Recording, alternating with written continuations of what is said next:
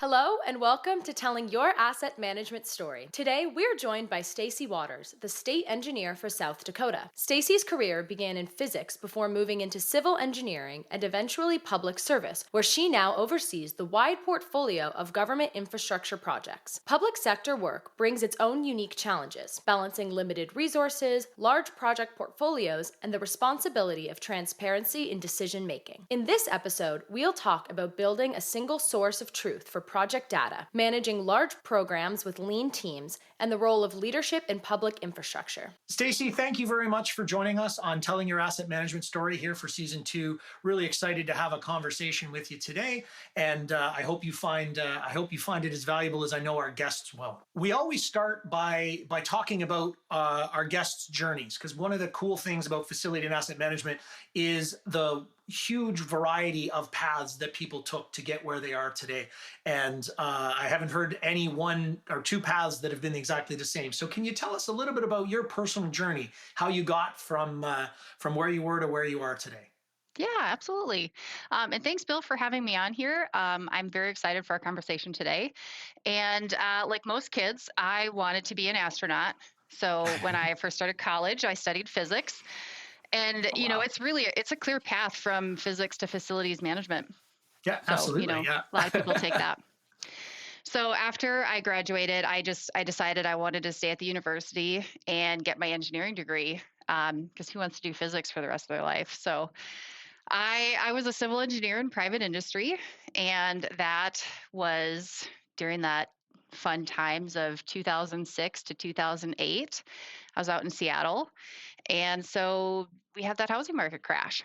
So for a civil engineer, there was a lot of civil engineers getting laid off during that time. I had 2 young kids. I was pregnant with my third. And, just looking at that potentially being laid off, I decided that I wanted stability, more than, worrying about a large paycheck. And I've been with the government ever since. And no one works for the government to get rich, but it is a really good work-life balance. So I started with the state of South Dakota 14 years ago. So I started as the engineering manager for the South Dakota Department of the Military, and I managed that maintenance, repair, design, construction for about 26 National Guard facilities. And then 8 years ago, the state engineer position was vacant, and I was offered that position. And so that's where I'm at now. I'm the state engineer for the state of South Dakota. I always throw in a shameless plug, delete it if you have to, but the state of South Dakota is a great employer, and there's no state income tax here. No problem at all. Shameless plugs are welcome here on our podcast. So, Yeah. Stacy, I know you and I met through NASFA, the National Association of State Facility Administrators, and I know you're play a major role right now as the current president and been involved in a long time. Can you talk a little bit about your journey with NASFA and the importance of those industry associations and how it's helped you in your career? Yeah, absolutely. Thank you for the shameless plug for our national organization too. I appreciate that. And it was something that when I became the state engineer, I started, sitting in on some of the committee meetings and listening to some of the webinars. And I had taken a somewhat passive role in our national organization right up until COVID. And when COVID hit, it was really important to hear what other states were doing, hear how other states were managing their assets. We talked about everything from how are folks cleaning and making sure that their buildings are going through some form of disinfectant or some form of just even notification. If someone does test positive for COVID, how is that being notified without violating any HIPAA laws? And so it was really important to be involved in hearing how other states were solving some of those problems who do have a much, much larger portfolio than, little South Dakota. Well, that's a great segue because the next thing I really wanted to talk about was just give you a chance to tell our audience a little bit about your portfolio and the different types of buildings and geographic range that you're managing, just to give them a little sense of the what you deal with on a day-to-day basis. Yeah. Oh, I absolutely love talking about our portfolio. So, as the state engineer, I'm responsible for vertical construction for state owned buildings. So, what does that mean? That means we do all of the design, bidding, and construction administration for any new builds, any maintenance and renovations, maintenance and repair, energy efficiency projects, or even demolitions. Oh, wow. Our Full threshold. life cycle. Oh yeah, yep, Yeah. absolutely. And our threshold, I want to say we usually start around the $100,000 mark.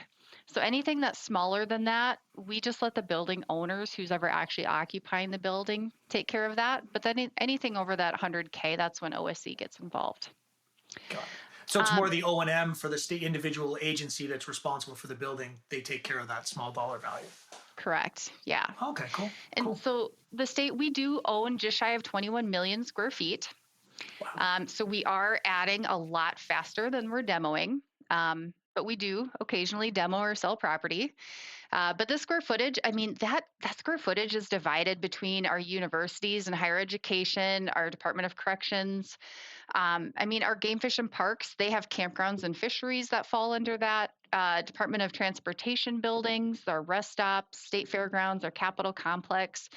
As a state, we have two state hospitals that people don't necessarily always think about, or we have, wildland fire campuses because we've got the Black Hills here. And so we do have wildfires that we have to manage. We have a state veterans home and a state veterans cemetery. So yeah, when you encompass all of that, that's how we get to that 21 million square feet. But honestly, the best part of our job is you're never going to see the same thing twice. So you Right. could be working in a correctional facility, replacing a boiler that runs 24/7, and you are escorted by a guard the entire time that you are in there. And then you could, 2 days later be working on a solar panel project out at a fishery location, in the middle of the Black Hills. Um, and I always kind of joke, this is my favorite building. We did have to demo it, but it was the building for disturbed women. That was a Oh, building that the state owned. So it's no longer on our interesting. portfolio, but we still Yeah. have the as-built drawings. Wow. My guess is they probably would have rebranded it if they kept it. So I am sure that there would have been a lot of rebranding, little marketing on that yeah. one. I've had the opportunity to do some work in, we'll call them psychological hospitals, and certainly the names of said hospitals when they were built were not politically correct, and I'm not gonna quote it here on the podcast or I will get canceled. But it's interesting as you're dealing with those, not just the diversity of the portfolio but also the history, to be able to see how different programs were delivered 50 or 100 years ago compared to today and things like that. That's got to pose a lot of really interesting opportunities, but also challenges. Um, uh, what's been the biggest? I mean, obviously you had your favorite building, but what was sort of the most surprising or unexpected thing that you got a chance to see in the portfolio over time? Oh gosh, I don't know if I could just narrow it down to one thing. Um, I don't even know if I can say this on the podcast, but there was a military facility. It was some barracks that we were renovating, and the up above the drop ceiling, we found some old beer cans hidden up in there Right. that definitely should not have been in those No, barracks. no. I think But you're okay as long as you don't name the folks that were in the bed below the yeah, ceiling tiles. Yeah. yeah. Um, but then, we've got some really old tunnels across our campuses, and I think the tunnels are probably my favorite. We do have to spend a lot of time in those tunnels because a lot of our campuses are, on like a central steam plant, because that's what they did back in the day. We've got, snow and sidewalks, and you have central steam plants, and you'll never have to shovel snow on those sidewalks as long as the tunnels are right below it. But there's definitely some history in those tunnels. That's neat. That's really neat. So, thinking about having such a diverse portfolio geographically, asset type, user type, program type, and maybe three is an unfair number, but what would you say are the top three asset management challenges that you and your team see across your portfolio, and how are you tackling them kind of today? Oh gosh, Bill, that's a great question. And I'm probably going to get in trouble for saying this too, but Excel documents. When it comes to asset management, Excel documents, as much as I love a good spreadsheet, they are the bane of our existence because they have served their purpose, but it is time to let them go. I couldn't tell you how many times a department has sent me an Excel document that has their building asset data on there, and it's saved on one person's desktop. And then that department, their asset information doesn't match the Excel document that risk management has, who manages our insurance program. And then that doesn't match the Excel document that our public safety has or our fire marshal has. And so it's the individualized documentation of the assets that's saved in obscure locations that only one or two people are even aware of. That's my number one, Excel documents. Yeah. So what is OSE and OSE, Office of the State Engineer? So what are we doing about that?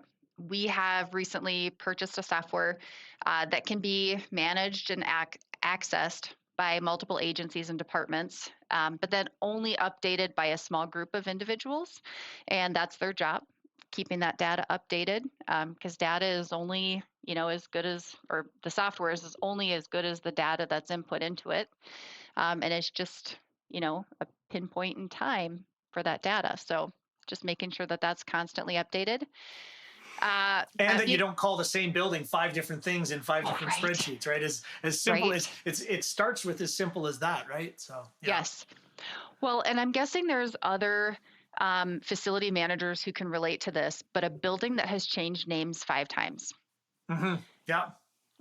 Or I'm sure. Absolutely. how many buildings out there are called Lincoln Hall? I'm sure there are thousands of them across this, the nation. But Absolutely. even in South Dakota, we've got multiple buildings that are called Lincoln Hall. So yes, having buildings, the naming convention, because a building, sometimes it changes owner, sometimes, it changes its mission, and that name is constantly being updated, kind of like the Disturbed Women building. Yes, exactly. But now we can update it in one location on one software, no Excel documents. That's awesome. That's great. So that's OSE's solution, but we're only midway through getting all of our data into that software. I mean, 21 million square feet. It's a lot of data to get put in there. But how do you eat an elephant? One bite at a time, right? Absolutely. 100%. Yeah. So that's number one. Sorry, that was kind of a long answer. You asked for 3. Yeah, no. Look, if you only have 3 with a portfolio as diverse as yours, look, I'll even give you a bonus 1 or 2 if you want, because there's so many different types of buildings in there that I'm sure there's lots of challenges. Oh, well, I would say the Excel documents, that's the one I probably complain about the most. But and this kind of goes along the same lines too, but having the asset information in one place where everybody knows where to access it. And it kind of comes back to that software again. And I'm going to give you an example. So we had, I want to say this was back in 23, and I might get my years wrong. I mean, once you get a little older, your years start to blend together. But we had they call them straight line winds. Everybody who lived through it says it was a tornado that came through a part of eastern South Dakota. And we had some pretty extensive damage to our Dakota State University and also to one of our DOT facilities in Salem, South Dakota. Now, Bill, when I ask you, do you know where Salem, South Dakota is? You probably don't. Most people, even in the state of South Dakota, might not know where Salem, South Dakota is. But even, just knowing where the town is, where is the DOT maintenance shop, right? There's no place for me. So they said, Stacy, we're going to put you on the state airplane. You need to get out there. You need to put your eyes on these buildings and see if we can still work out of them. Or do we need to find a temporary location for these employees to work? The damage was extensive enough to where we weren't sure if we wanted employees in these buildings. So I said, okay, well, I know where Dakota State University is. I can get, there pretty easily. It's a large university, large campus. But I started asking the question. I said, well, where is the DOT maintenance shop in Salem? And nobody could give me an answer. So what do? I jump on Google Earth, and I'm sitting there on Google Earth looking for a salt shed. Yeah. And Oh my so goodness. that is not efficient, right? No, no. And I know I'm not the only one that does that. Yeah, absolutely. So Yeah.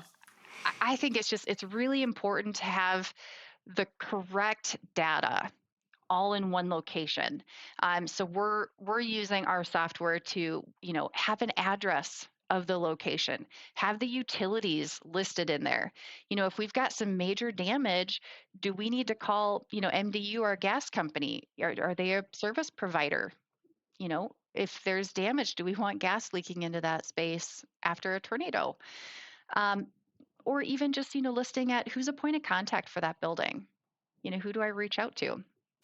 Yeah. So Yeah, absolutely. No, that single source of truth for, we'll call it tombstone data on your facilities is, just what do we own? I've worked with lots of folks and they give us an asset list and it looks, there's about that much overlap with the beginning one and the end one, because there's a bunch of old buildings that are gone and a bunch of new buildings that weren't on it and everything else. So, no, that's definitely, an important baseline to build from. I would say the last one here, that I was thinking about is that that concept of doing more with less. So I know I'm not the only one. We're not, facilities management isn't the only one who's been tasked with this, but, in government, nobody wants to grow government. Yet our portfolio is constantly growing, which means, every year we're adding more and more maintenance and repair projects to our portfolios because we must maintain these new buildings, but nobody wants to give us or give, I should say, the departments any more, full-time employees to help perform that work.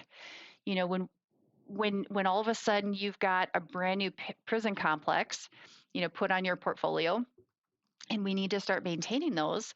Well, doing any of that design, bidding, or construction administration work, that takes time, and that's an employee.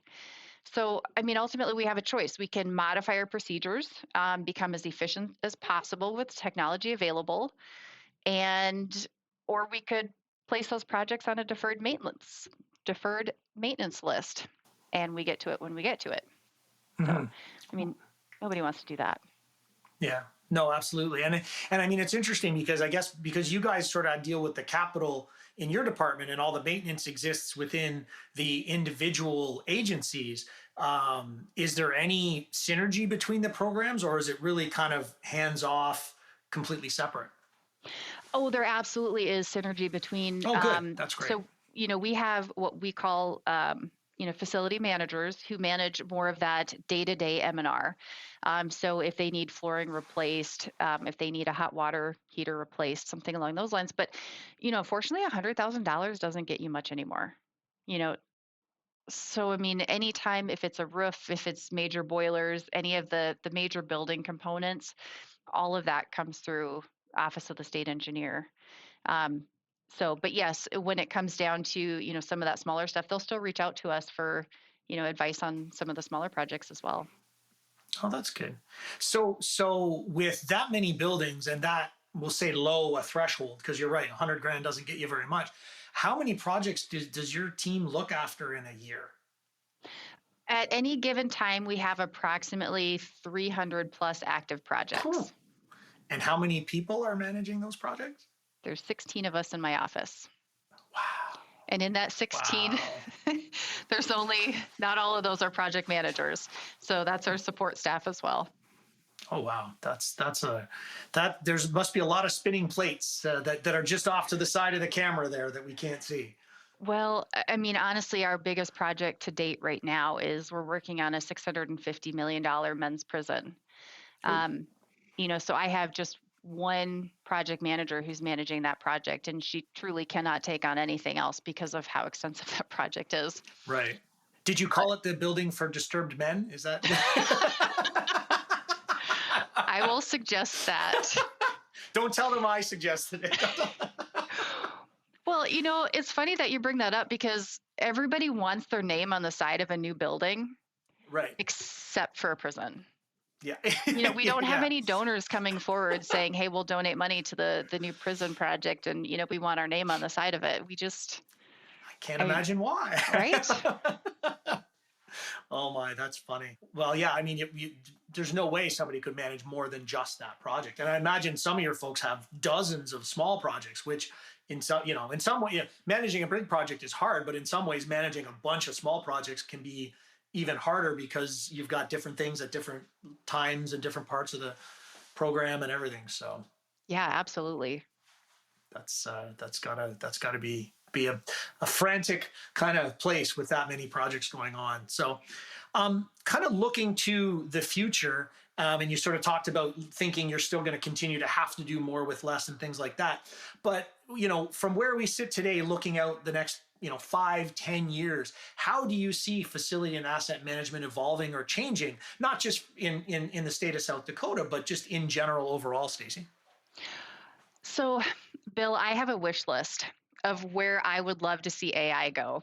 And I don't know, maybe the right person needs to hear this and they can develop this for us. But I mean, in the grand scheme of things, M&R funding is not going to keep up with the demand and inflation, right? So maintenance and repair dollars in general are usually a pretty high on the chopping block if your funding is not as large as what you would hope it to be. Um, so I think that many departments, along with private industry, are going to try to consolidate their footprint to stretch those M&R dollars and dispose of some of their least utilized spaces. And I could see AI being used to consolidate those department footprints. Um, but I could also see AI being used to select what maintenance and repair projects are the most critical. And if you use a tool like AI, that's taking that emotional aspect out of it, right? So, when you have a building user who thinks that their building, their mission, their space is the most important and therefore should get the most maintenance and repair dollars, and then having to tell them, hey, we only have this much M&R dollars and we have this many projects, you've got that deferred list. So using AI to say, you know what, these are actually your most critical projects. So it's taking that human aspect out of it. But look at how far AI has come just in the past 6 months. Um, Honestly, 5 years from now, could you imagine putting on a pair of like meta glasses and walking through a whole building and allowing the glasses to catalog the condition of your building, including like make, model, serial number of some of your major equipment or like your major building components? Or like using AI to scan your as-built drawings and your technical specifications or your shop drawings, and then pulling out all of that pertinent data and just automatically uploading it to your asset management software. Yeah. So I don't know, but for me, that would free up a lot of time for us, and that would Oh, help absolutely. us eat that elephant a lot faster. That's awesome. Yeah, it's going to be really interesting to see what AI, because a lot of people, and we're doing a bunch of stuff in AI. And when we first started talking about it, all of our staff were like, "Oh my gosh, you're going to replace us all," and our answer was, "No, we're not. We just want to do more with the same amount of people that we have." Right. So how can we use this tool to do things more effectively, not to replace things that you're doing, but to do it more effectively? So instead of 1x, you can deliver 2x worth of productivity and work. Because people are getting harder to find and people are Yeah. getting more and more expensive, and if the technology can do some of the stuff that doesn't require intuition or experience and can just do the memorization and as you say, the reading and things like that, then it poses huge opportunities, I think, to reinvent. So Yeah. Well, and it also takes out the human error of it too. So, like if you're yeah. going through a building and trying to upload data into an asset management software, what if I mislabel some of the building components, Mm-hmm. Yeah. versus relying on AI to do that for us? And then we're still there. We still have a job because we still have to fact check it. Yeah, absolutely. Yeah, no, 100%. Well, and it's interesting, the emotional piece you say, you talk to it as well, right? I find that in my experience, K to 12 schools are the most emotional, other than residential homes, which is different, right? But K to 12 schools hold the most emotion in them. First of all, because you send your kids there, but also because like I've been in meetings and people are like, "Well, my grandfather went there, and my father went there, and I went there, and how dare you try to close the school?" And it's like all but crumbling. around the students, not quite that bad, Yeah. but yeah, when it's a human piece, it's like, well, why do you hate us, right? Why are you picking on us? Why aren't you doing stuff for us? But yeah, the Yeah. ability to say, look, this is the whatever the criteria are, defining it and applying logic to it, I think is a great way to.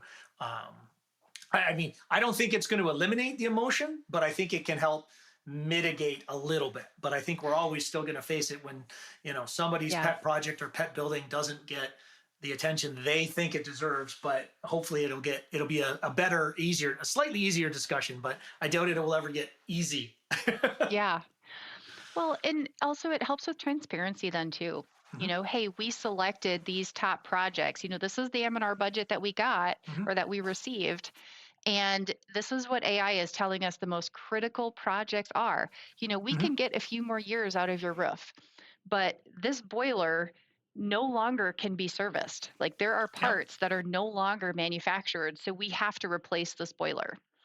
Um, absolutely. and then we can be transparent about it. This is Yeah. why these projects were selected over your project. Yeah, absolutely. Well, Stacy, I want to ask you a bonus question, if you will, And obviously, as we're talking before the show, facility and asset management is still pretty male dominated. It's had some advances in the last 10 or 15 years, but it's still very male dominated. And as someone who's had a really successful career, do you have any advice for females earlier in their career that are looking at facility and asset management as a possible career plan? And what would you tell them as they were making their plans? Oh, Bill, that is absolutely a great question. Um, so I have five older brothers. So you're correct. This is very much a male dominated environment, even still to this day. And like as you and I have talked previously, it has gotten better. Um, but for me, growing up, I have three older sisters as well. But um, growing up with five older brothers, and then I went to the South Dakota School of Mines and Technology, which during that time, for upperclassmen, it was like one female to every 10 males. So you kind of get used to that a little bit, especially if you go into the engineering career field. But the advice that I would give is don't be afraid to ask questions. Don't be afraid to say, I don't know like I need help or I need to learn. Sometimes we let our ego get in the way and we don't want to say, like, I don't know this. I say that all the time. I don't have knowledge on this topic. Can you help me with it? And so I also spend as much time on a construction site as possible and trying to just kind of normalize seeing a female on a construction site. Now, I'm not picking up a welder and welding along with the guys, but I will walk up behind a welder and ask questions. Not while they're welding, because obviously I don't have the Yeah, proper PPE on, but right. um, just being able to see what they're doing, why they're doing it, asking questions, being familiar with the schedule. Um, how scheduling works, how poll planning works, just being cognizant of everything from, you know, the safety and OSHA aspect of it, all the way through doing a final completion inspection. You get so much knowledge from just being on site and actually seeing the work be done, because sitting here behind a desk, you're not learning as much as you possibly could. Um, but the best part about it though is like if you go to a conference, there's never a line for the female restroom. So like that's one benefit, right? That's funny. That's great. Yeah, no, that is that. Having been to a few NASPA conferences, I know exactly what you're talking about. So, um, Yep. excellent. Anything else, kind of, Stacy, from the perspective of facility or infrastructure asset management, or advice to folks earlier in their career that you'd like to share? Well, I guess you kind of alluded to it before, but just being involved in any national organization, whether, if you're heavily involved in K through 12 schools, there are national organizations for just about, every aspect of facility management. Whether it's higher education in universities, there's a national organization for that. If you are a little bit more involved in the procurement management for facilities, there's a national organization for that. And just being involved in learning about or learning from other states, how did you solve this? I think goes such a long way. But then also the only other advice I would give, and I apologize, changing topics, No, but that's okay. is getting rid of your Excel documents. Yeah, there you go. Yeah. That's Gotta funny. make that plug. That's what I'm gonna get you a shirt that says "Just say no to Excel." That's what I think. Well, I think one of the things that's come through, Stacy, in terms of, kind of right through from your personal journey through to what you're facing now, through to even the advice, is be curious and collaborate. And I think that's great. That's two great foundations for anybody anytime in their career, and for all facility and asset managers, because honestly, it's the last 10 or 15 years has been pretty crazy. I think the next 10 or 15 years is going to be even more, is going to rock our world even more than the last 10 or 15 has. And that's even without a pandemic, knock on wood. But no, I really appreciate the insights you've shared. I'm sure our audience does as well. I thank you all. I thank you so much for your time.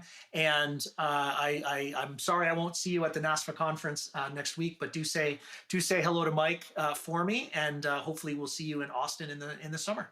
Sounds great. We'll see you in Texas. Thanks so much. All right. Thanks, Bill.